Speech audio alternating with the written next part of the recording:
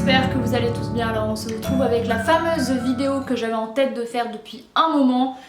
Le bilan de cette année de PVT en Corée du Sud que j'ai du coup effectué exactement du 31 août 2022 au 30 août 2023, donc pendant 364 jours. Voilà, j'avais envie de vous faire un petit peu un débrief. Alors cette vidéo va être longue, plus de 20-25 minutes je pense. J'ai noté les points, enfin il y a mon ressenti à mon retour, les points il y a positifs et négatifs que j'ai retirés de cette expérience, parce que un an c'est court et long à la fois. Donc voilà, j'avais envie de vous faire un petit peu ce retour d'expérience. Je pense que ça peut être vraiment intéressant pour les personnes qui ont envie ou qui sont actuellement en IAPVT bien sûr. On est tous différents, mon expérience va être complètement différente de certaines de mes amies, de certains inconnus qui effectuent actuellement un PVT ou qui vont faire cette expérience. Mais voilà, je pense que ça peut être assez intéressant, vous pouvez vous retrouver dans ce que je dis, ou il n'y a pas du tout, et ça peut un petit peu vous donner des idées. Enfin voilà, de trucs. Bref, alors du coup, comment je me sens actuellement? Donc au moment où je filme cette vidéo, on est le 13 novembre. Ça fait donc 2 mois et demi que je suis rentrée, quasiment tout pile. Je pense que c'est important, même si certains s'en fichent de comment je me sens, pour un petit peu prévenir, si on peut dire, il y a personnes qui vont revenir d'un an en Corée ou ailleurs, comment elles peuvent se sentir à leur retour et que c'est normal et que c'est pas bizarre. Mais personnellement actuellement ça va. Alors aujourd'hui il n'y a pas tellement, parce que j'ai vu des stories de quelqu'un qui est en Corée, j'avoue que ça m'a un peu... Il y a nostalgie, fait du mal, jalousie machin et tout. Mais sinon ça va, j'ai un nouveau travail depuis 3 semaines, donc je suis bien occupée, un travail qui me plaît, donc ça c'est très important. Du coup je suis occupée également à remettre des sous de côté, voilà, donc c'est un objectif très important, du coup ça aide à tenir. Donc actuellement ça va, mais il y a des hauts et des bas parce que j'ai actuellement des amis qui sont encore en Corée, voilà, il y a pendant encore 2-3 mois, 6 mois, 8 mois, et du coup forcément voir leurs stories tous les jours, voir les événements qu'il y a actuellement en Corée, ça fout un bad mood forcément, donc durant la journée ça peut faire un petit peu des hauts et des bas. Je pense que c'est normal, ou pour se sentir bien, ou alors il faut un peu s'éloigner des réseaux, mais j'avoue que c'est un peu dommage. Je trouvais ça me ferait du mal aussi. En plus, chaque jour je repartage la journée que j'ai passée il y a pile un an avec ce que j'ai visité et tout, donc forcément je me replonge dans mes souvenirs. C'est pas que du bon, mais ça me fait du bien aussi de me dire l'année prochaine je pourrais y retourner. Ça m'aide à me dire économise pour quelque chose qui t'a plu, pour une expérience qui va encore te plaire. Donc voilà. Alors quand je suis rentrée, j'ai eu 2 jours de bad à peu près, mais ça a très vite été estompé, parce que en fait en rentrant j'avais plein de choses à faire, la vie en France qui reprenait, les factures, les contrats à refaire, la recherche de travail, donc il n'y a pas le temps, il n'y a pas eu le temps de m'apitoyer sur mon sort et d'être triste. Mais voilà, non, j'ai plutôt bien vécu mon retour, mieux que ce que j'aurais y a pensé. Après bien sûr j'ai pas eu de coup de mal de ouf, mais c'est vraiment un peu chaque jour où j'ai cette nostalgie et où je suis triste de me rappeler l'année il y a dernière j'étais en Corée, je faisais ça, etc. Surtout que actuellement l'automne en Corée, il pleut que très très rarement l'automne en Corée. Il fait donc très beau, les couleurs il y a de l'automne sont absolument magnifiques. Tandis qu'en France il ne fait que pleuvoir et on a quasiment 0 couleur. Donc ça aussi c'est un peu plombant de me dire là-bas actuellement c'est mieux. Mais je vais me sentir mieux dans un mois quand il fera très froid en Corée. Et pas autant que ça en France. Donc voilà, j'attends ce moment-là où là je vais me dire ça va. Alors il faut savoir que depuis très jeune je pense, j'ai cet aspect, il y a nostalgie qui est assez horrible. En fait je me rappelle toujours des choses que j'ai vécues avec, je sais pas comment dire, mais en me disant à chaque fois j'aurais pu plus profiter, j'aurais pu plus... ouais, alors qu'en fait non, et j'ai vraiment cette impression là quand je regarde les stories ou les photos que je vois sur les réseaux, notamment avec les feuilles d'automne et tout, en me disant ah j'aurais dû retourner là-bas. Il y a par exemple à Nami Island, alors que j'y suis allée une fois, ça suffit. au jardin du Yamatin Calme où j'ai plusieurs amis qui y sont allés. Moi j'y suis allée un soir en hiver où c'était tout illuminé, c'était super, mais en journée je suis jamais allée. Donc du coup à chaque fois j'ai cette impression de j'aurais pu faire ça, Voilà, et ça c'est très pénible comme sentiment. Une espèce d'insatisfaction permanente, voilà, ça c'est moi. Les choses dures au retour, bah forcément se réhabituer à la France, aux habitudes, à la société, c'est pas si évident que ça, hein. Quand on a vécu pendant un an à l'étranger où je parlais tous les jours anglais, français et coréen, bah au retour je faisais ça instinctivement pour dire bonjour, c'est un signe poli. Bah faut se défaire de ces habitudes là, bah je parle plus anglais, je parle plus coréen, donc ça me rend un peu triste parce que je me rends compte vraiment que je régresse avec mon coréen et c'est dommage, il faut que je continue. Il y a de l'entretenir, mais voilà. Donc se réhabituer à la vie en France, à l'inflation, à tout ce qu'il s'est passé depuis que je suis partie, à ce qu'il se passe actuellement où bah, le climat est pas ouf je trouve. Donc voilà, et ouais. Et sinon, cet aspect nostalgie que je disais, ouais, insatisfaction permanente alors que littéralement en l'espace d'un an, il y a que 5 fois je crois, donc 5 jours où je suis restée chez moi à me reposer. Donc je suis sortie 360 jours sur les 365 à visiter, à marcher, à voyager. Donc quand j'ai cette espèce d'insatisfaction à putain j'aurais dû faire ça, j'aurais dû refaire ça, ça n'a en fait aucun sens, mais voilà, je ne peux y a pas m'empêcher d'être comme ça. Donc ça c'est quelque chose qui me fait assez du mal de me dire bah elles ont visité ça, ils ont visité ça, il n'y a pas moi et tout. Mais j'essaye réellement de le transformer en je ferai ça l'année prochaine. Je vais me faire une liste avec les choses que je veux visiter ou revisiter. Je vais prioriser les endroits où je ne suis pas allée bien sûr. Mais voilà. Alors donc ça c'est un petit peu mon sentiment du retour qui n'est pas évident. Voilà, je pense que revenir d'une année comme ça à l'étranger, et en l'occurrence ici en Corée du Sud, c'est pas évident, surtout quand vous avez énormément voyagé, vous avez rencontré plein de personnes, ça vous a plu. Forcément quand vous revenez, ben il y a forcément un bad mood. Après je ne me plains pas, j'ai des amis pour lesquels ça a été plus difficile, moi je m'en suis bien sortie. Mais voilà, c'est pas non plus évident, et ça le souci c'est que les personnes autour de vous, elles ne peuvent pas le comprendre. Alors bien sûr elles peuvent avoir de l'empathie, elles peuvent imaginer ah bah j'aurais pensé que t'aurais été plus triste et tout, mais elles ne peuvent pas du tout se mettre à votre place. Il n'y a que mes amis qui ont vécu la même expérience qui peuvent être plus proches de ce que je ressens. Donc du coup je continue bien de discuter avec elles, on est encore très proches. Il y a parce qu'on vit un petit peu la même chose quoi, le retour après un an en Corée. Alors parlons des points positifs que cette expérience m'a apporté parce que forcément il y en a plein. Donc forcément j'ai pris en confiance et en maturité parce que je suis partie seule, j'ai pris l'avion seule. Alors certes j'ai rencontré tout plein de personnes sur place. Mais voilà, je vivais seule, j'avais des choses à régler seule avec ma propriétaire, les factures et tout, elle parlait à peine anglais donc c'était très compliqué. Il y a pas mal de moments qui étaient difficiles, mais je me suis débrouillée, donc ça c'est cool. Et même si je rebégaye et beaucoup actuellement, bah, j'essaye de passer outre. Et en Corée, ben c'est la même chose qu'en France en fait, j'essaye de passer outre. Et voilà, j'ai quand même pris en confiance et en maturité, donc j'ai plus confiance en moi, ça c'est sûr je pense. J'ai fait plein de choses, seule, loin, c'est vrai que je suis très fière de tout ce que j'ai visité, de tout ce que j'ai pu faire. Donc ça c'est un énorme bon point. Je me suis créé des nouvelles amitiés, voilà, avec des Coréens, avec des étrangers. J'ai une amie qui est guatémaltèque, avec plein de Français aussi, qui sont soit rentrés depuis, soit qui sont encore en Corée, soit qui vont bientôt rentrer.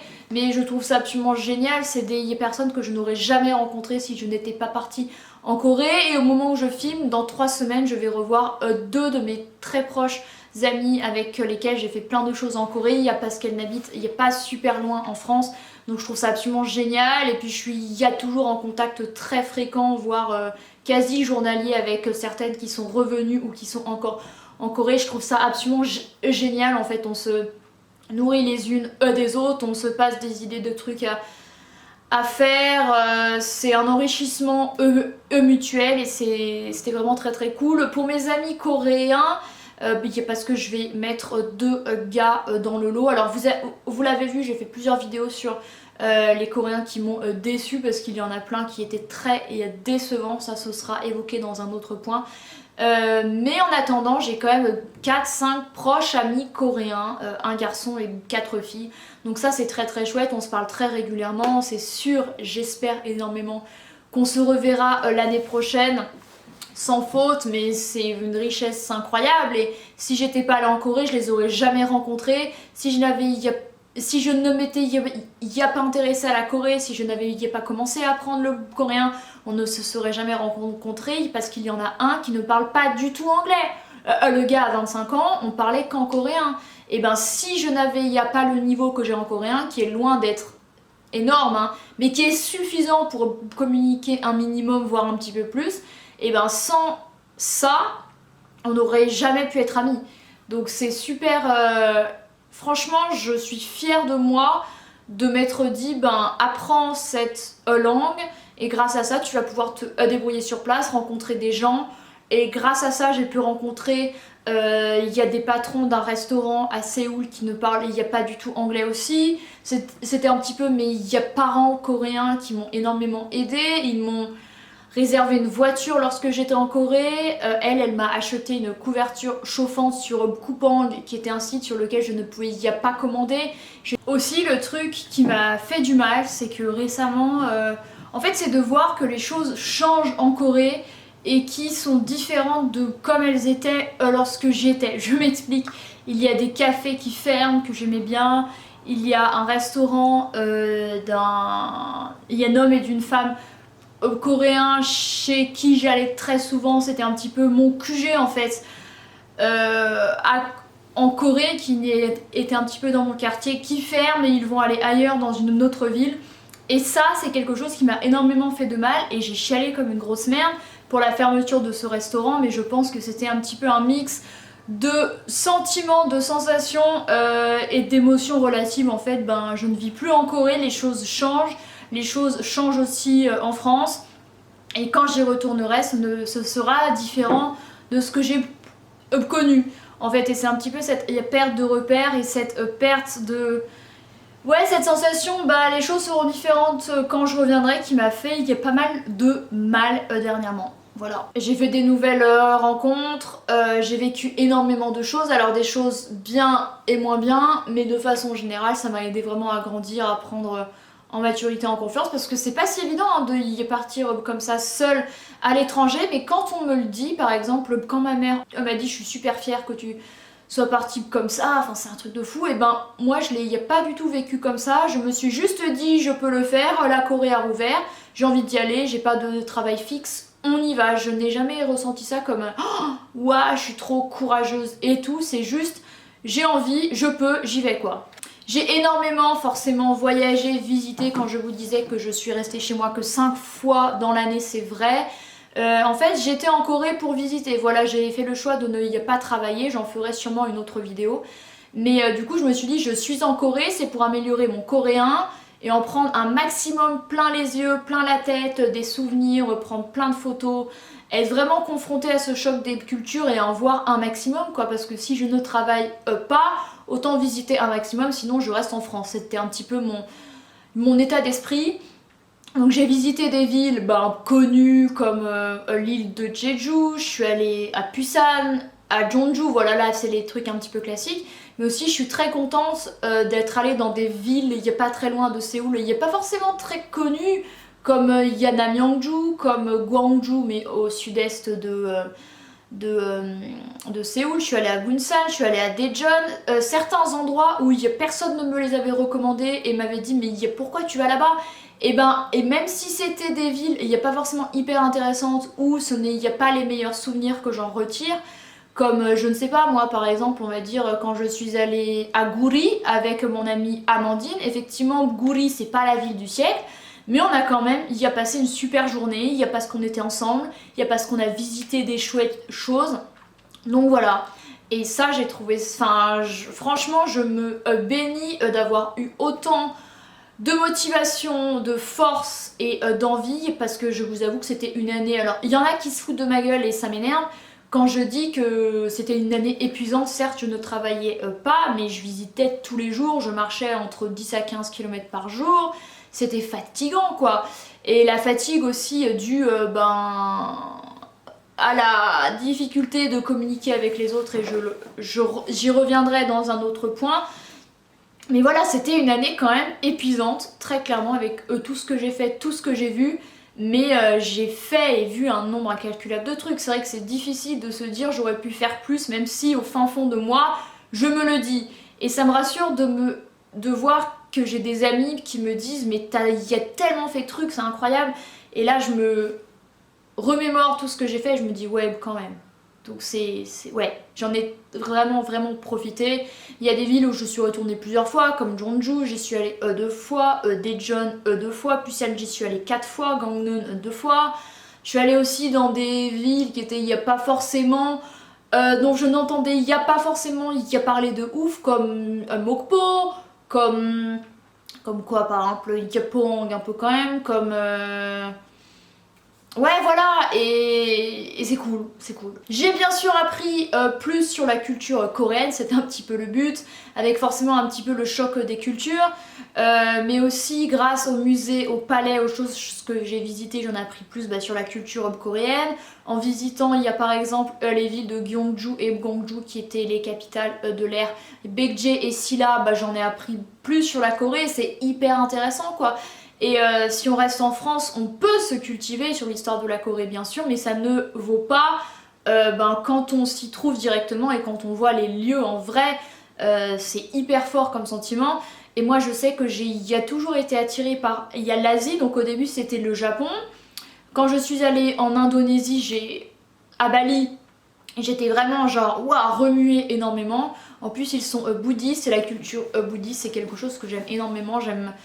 beaucoup cette vibe, il y a des palais, des temples, c'est très apaisant. Alors en Corée il n'y a pas énormément bouddhistes, la majorité, il y a des gens qui sont chrétiens, athées et bouddhistes ensuite, mais cependant il y a quand même plein de temples à visiter. Et moi j'adore, c'est une atmosphère que j'adore. Et il y a les palais coréens, les couleurs, l'architecture, je trouve ça incroyablement beau quoi. Donc voilà, être baigné dans cette atmosphère là, ouais, ça a pas de prix je trouve. Et grâce aux personnes que j'ai rencontrées, on a pu énormément discuter, surtout celles qui parlaient bien anglais, et j'ai des amis qui parlaient bien anglais. Cœur sur elles, comme ça on a pu énormément communiquer et je leur en suis très reconnaissante, et elles, je pense, elles sont reconnaissantes de m'avoir rencontrée aussi, je l'espère. Parce que grâce à nos discussions, on a pu en apprendre vachement plus sur la culture coréenne, la culture française, comment elles y pensent, comment moi je pense. Et ça fait super plaisir quoi, surtout dans une société où il y a l'apparence, la réussite sont primordiales et j'y reviendrai ensuite.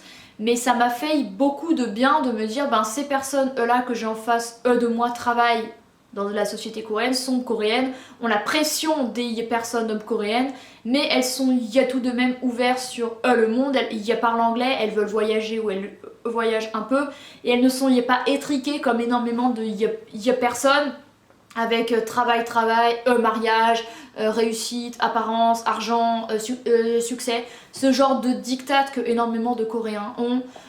Et vraiment c'était génial en fait de pouvoir rencontrer les gens, et grâce à ça, c'est là qu'on en apprend plus sur la culture coréenne. Et très clairement, sans mon coréen de base que j'aurais pu j'en aurais moins appris et j'aurais pu être moins incluse en fait dans la société coréenne. Et ce que je regrette aussi, mais parce que voilà, éternelle insatisfaite, j'aurais aimé y parler encore mieux coréen, comprendre encore mieux et me sentir encore plus incluse dans la société coréenne, parce que je suis étrangère. Voilà, et la société coréenne n'est pas très inclusive. Je suis sortie de ma zone de confort, donc ça c'est un point positif, mais certaines situations étaient un petit peu négative, mais c'est grâce un petit peu aux échecs et aux difficultés qu'on rebondit, qu'on apprend plus. Et ça fait la phrase lambda, ça m'énerve, mais quand on surmonte une difficulté, il y a par exemple plusieurs fois j'ai eu du mal à retirer pour mon loyer parce que problème de carte bleue, de plafond, de conneries. Et du coup j'étais trop mal en face de ma propriétaire. J'ai même une amie qui est venue m'apporter des sous pour m'aider, m'avancer ce genre de situation. Le genre de situation, il y a par exemple pour la carte de résident à l'ambassade où je me suis trompée d'endroit, la difficulté de communication avec les gens, ou dans certaines situations je me suis vraiment dit mais qu'est-ce que je fous là? Très clairement, comme la fois quand je suis allée, bon ça c'était hors PVT, mais quand je suis allée en Corée 3 mois pour voir un peu si j'aimais bien, et où j'ai dû me faire la 3e dose du vaccin du coronavirus, je me suis vraiment dit mais qu'est-ce que je fous là? Parce que je ne comprenais rien. Donc voilà, je suis contente d'être sortie de ma zone de confort, je me suis dit allez hop, je vais aller chez le médecin, je vais aller refaire des lunettes, donc je vous mets les vidéos de l'opticien ici. Expérience qui était pas facile parce que le gars il parlait très mal coréen, donc on communiquait un peu avec le traducteur. Le jargon, il y a des lunettes en coréen à part Angyong qui veut dire lunettes, je ne sais rien dire. Quand je suis allée chez la gynéco en Corée parce que j'ai entendu que c'était rapide, efficace et pas cher, bref, je vous laisse essayer ma vidéo qui était un petit peu différente, mais bon bref. Bah, j'étais fière quoi, de me dire, ben voilà, je l'ai fait. Je peux aider des gens à travers cette expérience, je me suis challengée, je suis allée chez le médecin faire des lunettes en Corée, c'est pas impossible, c'est faisable. Et ben ça c'est valorisant, voilà, je suis clairement sortie de ma zone de confort. J'ai rencontré énormément de personnes, ça revient avec créer de nouvelles amitiés. J'ai littéralement été durant cette année un papillon sociable, ça c'est clair. J'ai rencontré mais tellement de gens. Alors, la plupart des Coréens, j'en ai rencontré plus de 25 je pense. Ça c'était pas que positif, mais parce qu'il y en a plein qui ont été décevants, où on n'avait rien à nous dire, ou trop différents, ou bizarres, ou peu importe. Heureusement la plupart des Français que j'ai rencontrés, super, on s'est hyper bien entendu. Les 3/4 j'ai encore des nouvelles actuellement. Et puis visiter des lieux ensemble, voyager ensemble, faire des activités ensemble, et ben c'est quand même vachement plus sympa de le faire à 2, à 3, à plusieurs que seul. On a plus de souvenirs, et moi je sais que bah, par exemple quand je regarde les photos des lieux où je suis allée, je me souviens c'était à telle époque avec il y a personne, c'est génial, c'est des souvenirs absolument incroyables, et ouais, moi j'ai énormément visité avec il y a des personnes, c'est vrai que j'ai rarement passé des journées seules en fait.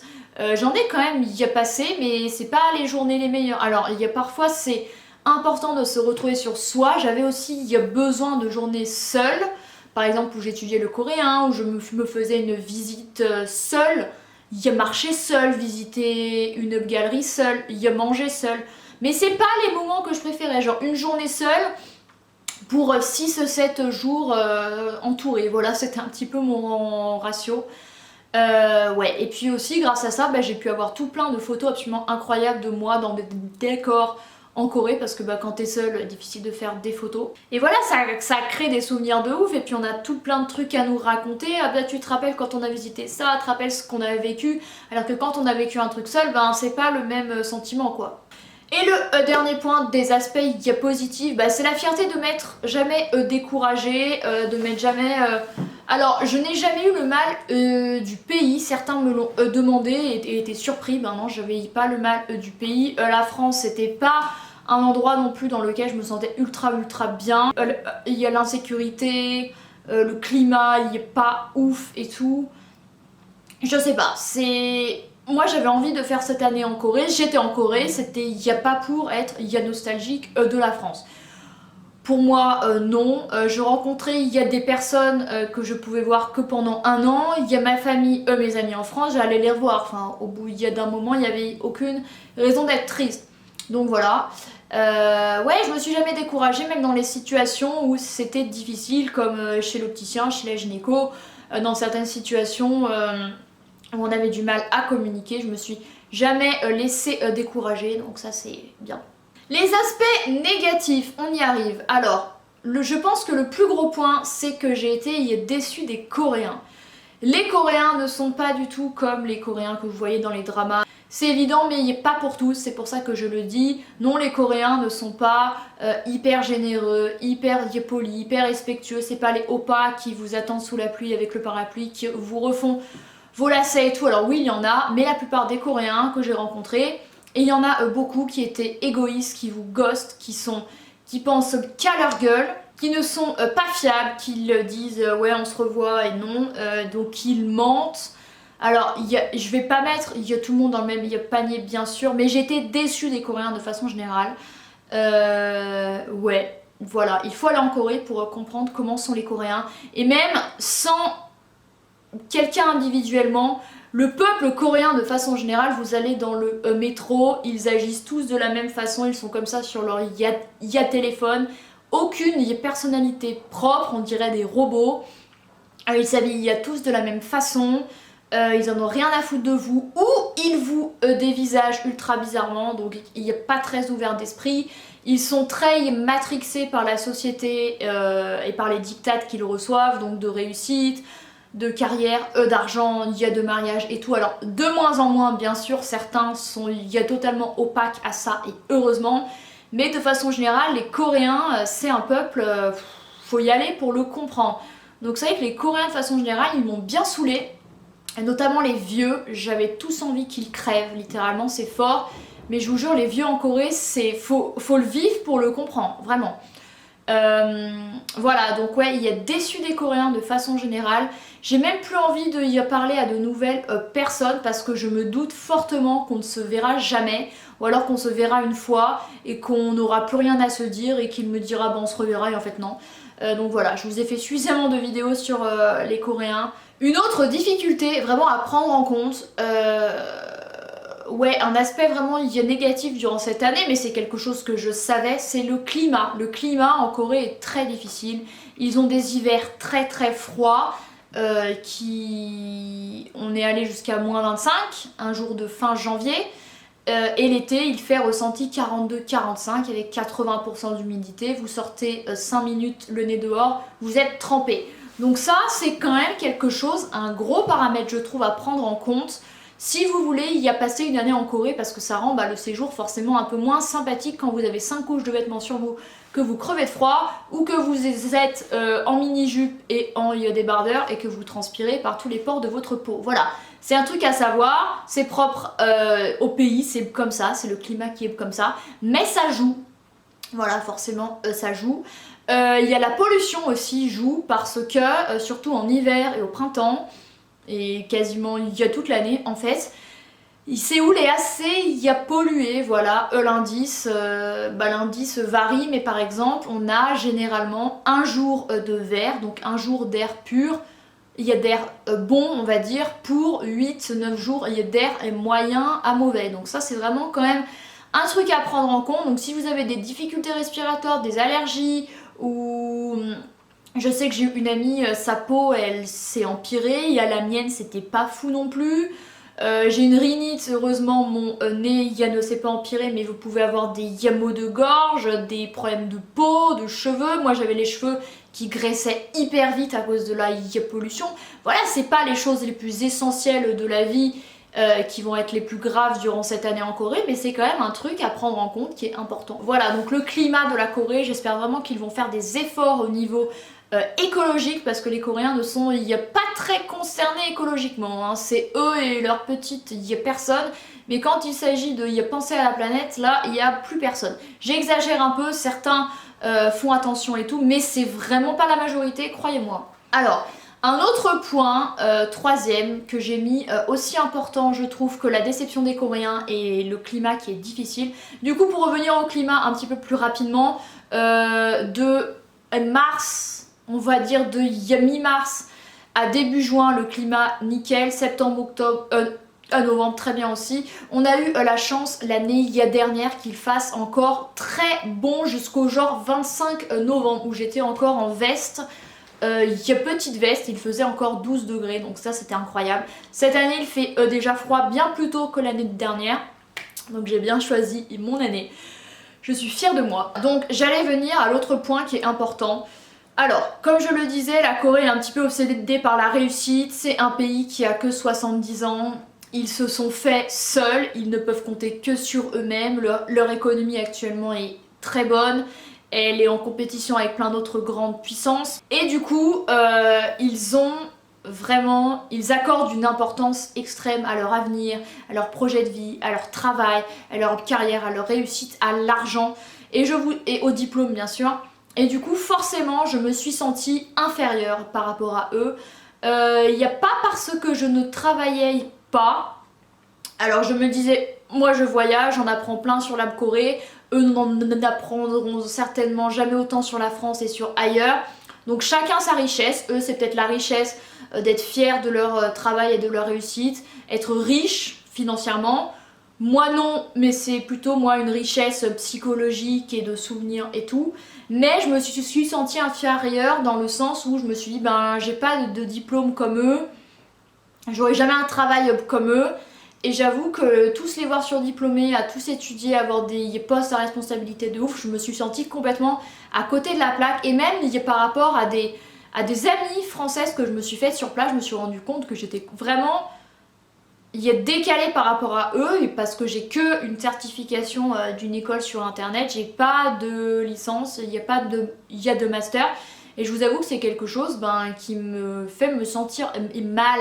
Et surtout lorsque vous êtes en Corée, un pays qui accorde autant d'importance au diplôme, à la réussite, à l'argent, etc. Donc ça, c'était pas du tout évident à vivre.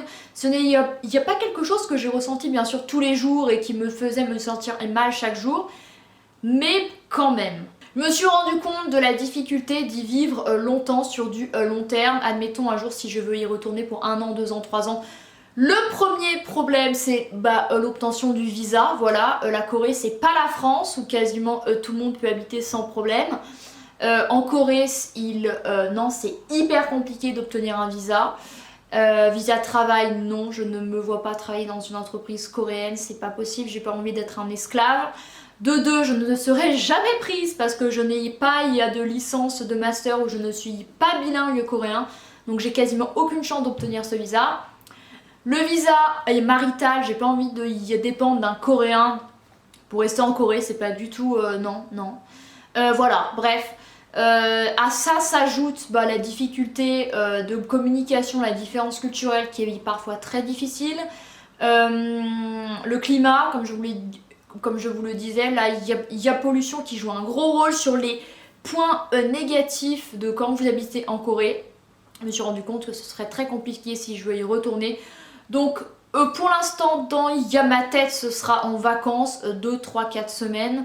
Y réhabiter c'est compliqué et du coup forcément c'est quelque chose qui me fait me sentir mal parce que j'ai quand même adoré la Corée. Si on enlève les Coréens, voilà c'est assez horrible mais c'est vrai. Il y a plein de choses à visiter artistiquement, culturellement. Séoul, la Corée c'est hyper riche, c'est magnifique. Il y a plein de choses à faire, on s'ennuie jamais, c'est incroyable. Mais voilà, pour y vivre, c'est très compliqué. Donc forcément, c'est une déception et c'est un retour à la réalité qui frappe un petit peu dur. Voilà. L'autre chose, alors ça va un petit peu avec la déception des Coréens, le choc culturel et tout ça. Énormément de Coréens et ça c'était une des difficultés aussi de cette année. J'en discutais très très souvent avec mes amies françaises ou mes amis coréens pour leur dire comment je me sentais face à ça. Le fait que, alors la Corée c'est trendy actuellement, tout le monde veut y aller, mais depuis 4-5 ans, c'est très récent. Depuis les dramas, Squid Game, BTS, la K-pop, plein d'autres choses, la culture, la langue intéresse de plus en plus de monde, c'est super, sauf que c'est très récent. Et les Coréens, sans les défendre, parce que je trouve que c'est trop facile, ils ne sont pas encore trop habitués pour certains à voir des étrangers et ont des attitudes qui sont carrément déplacées. Pour certains Coréens, et j'ai vécu des situations qui, si je les avais vécues en France, j'aurais pu aller au commissariat et dire la personne a été raciste, je veux y apporter plainte. Et ça, je vous jure, c'était dur. Chaque jour, je me disais, ok, courage, je vais sortir, il y a des visagers plusieurs fois dans la journée, ça va être chiant. Je regarde en face de moi, je fais ma vie, je trace, je suis étrangère, je suis Yahweh Gougin, oui c'est vrai, et c'est comme ça. Ne fais pas attention aux autres. J'ai des amis ça qui le vivaient mieux parce qu'elles ne faisaient pas attention aux autres. Moi c'est vrai que j'ai un peu ce manque de confiance en moi, il y a parfois où sans avoir besoin de l'approbation des autres pour être qui je suis, ça non. Mais je ressens un petit peu ces regards fixes et c'était tous les jours. Tous les jours j'entends alors. Tous les jours j'étais fixée d'une certaine façon, soit d'une façon curieuse mais gentille, soit d'une façon lourde et complètement impolie et irrespectueuse. Heureusement, j'en ai jamais vraiment vécu à part un gars qui m'a un peu vu comme une expérience du style on va dans un... Donc en fait on loue une salle pour regarder un film et là il a essayé de m'embrasser et là je me suis vraiment sentie trop mal parce que je me suis dit jamais il aurait fait la même chose avec une coréenne. C'est juste parce que je suis étrangère et qu'il s'est dit elle je peux la foutre y a dans mon lit en 2 secondes. Et bah non.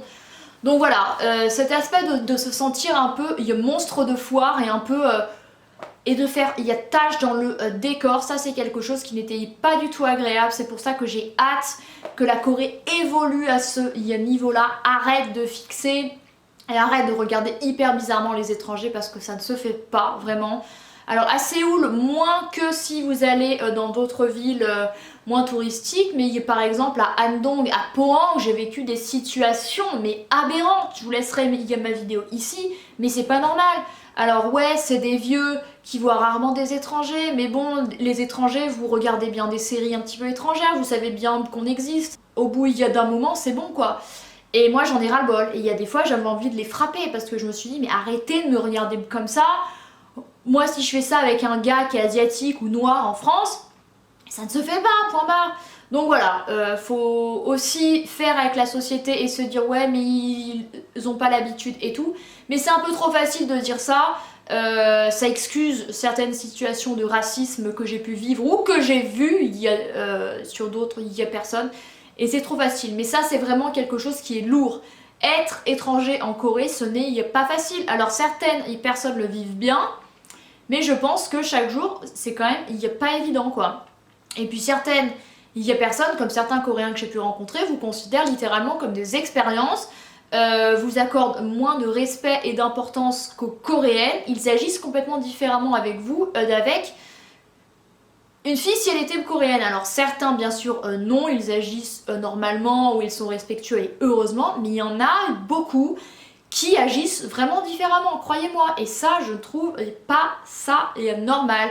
Et je me suis sentie souvent mal par rapport à ça parce que je me suis dit, je ne suis pas à ma place. Ici, je ne suis qu'une étrangère, je suis considérée comme une prostituée, dû aussi au fait que je sois blonde. Alors sans me victimiser ou pas, il faut quand même savoir que... durant la guerre Corée du Nord et du Sud, les Américains sont venus aider les Coréens du Sud en leur amenant entre autres des prostituées russes. Les Russes très souvent elles sont blondes et moi je suis quoi? Je suis blonde. Et bah souvent quand j'étais dans la rue j'entendais les gens dire, parce que le mot est transparent, Russia. Ils présumaient que j'étais russe. Et russe pour eux, surtout dans la bouche de vieux, et ben c'était une pute quoi. Et je peux vous dire que ça c'est pas du tout agréable, surtout quand on est loin d'être une pute et quand bien même on serait une Marie couche-toi là, c'est pas agréable. Bref, voilà, ça m'énerve mais ça me rend dingue, ouais. Une autre chose, c'est que je me suis rendu compte que certaines, personnes, quand je vous disais que personne ne peut imaginer l'expérience que vous avez vécue à l'étranger, vos proches, les gens que vous rencontrez, vos amis ou quoi, donc ils sont restés en France et voilà, et ben ça m'a aussi permis de faire du tri et de me rendre compte que certaines, il y a personnes qui n'ont quasiment jamais pris de mes nouvelles, jamais dit comment ça va, sans... Enfin je sais pas, moi je vais à l'autre bout du monde, moi je sais que j'ai une amie qui va à l'autre bout du monde, bah d'une je vais être hyper contente pour elle, curieuse de son expérience, et je vais lui demander régulièrement comment ça va, qu'est-ce que tu fais, est-ce que tu te sens bien.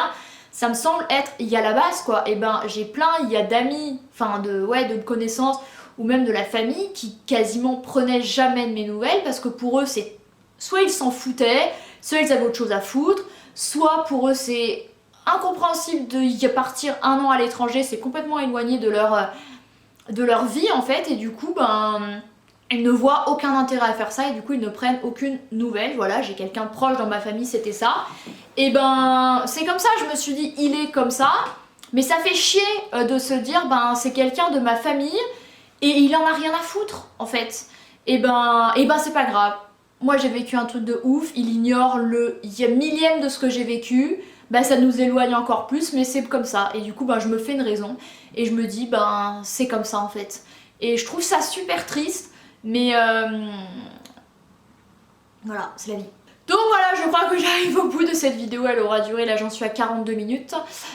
Du coup, pour faire un bilan global de cette année en Corée, ça a été un petit peu les montagnes russes, forcément. du bien, du moins bien, des bonheurs incroyables, des déceptions avec les Coréens, avec la pseudo-rupture que j'ai vécue, avec les regards bizarres, la difficulté de communiquer, mais les choses incroyables que j'ai visitées, les personnes trop bien que j'ai vues, les photos incroyables que j'ai prises, les concerts que j'ai faits, les événements auxquels j'ai participé, enfin plein de choses.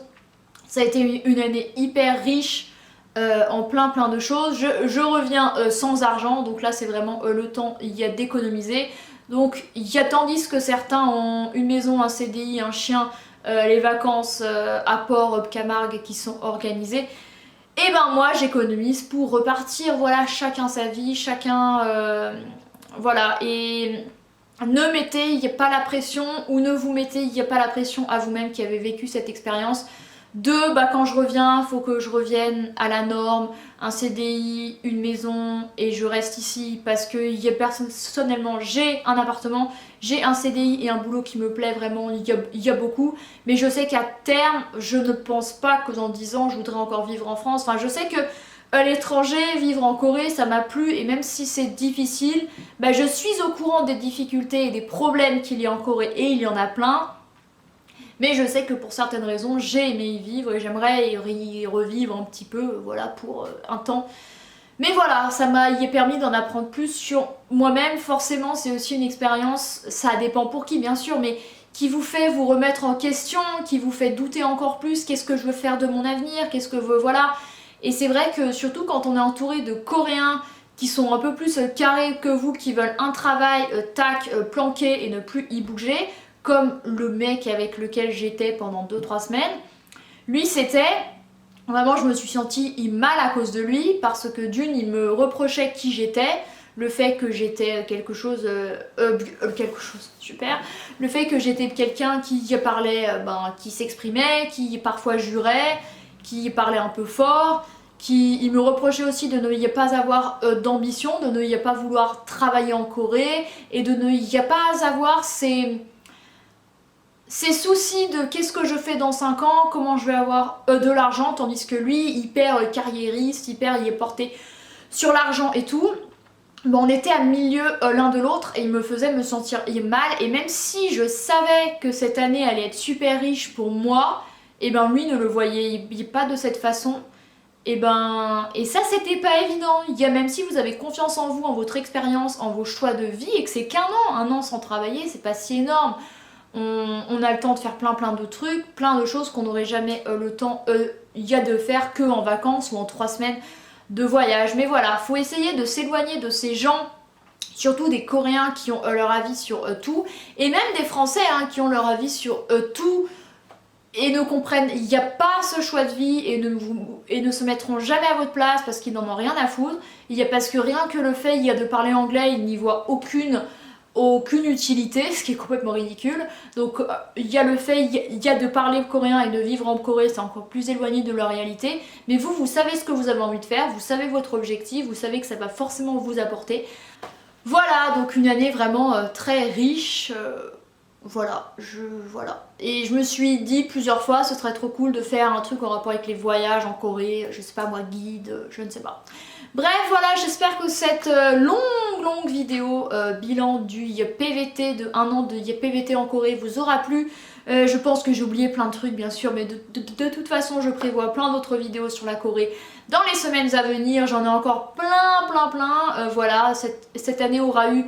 Il y a l'avantage de m'apprendre plein de sujets, de pouvoir y partager sur plein de sujets divers et variés.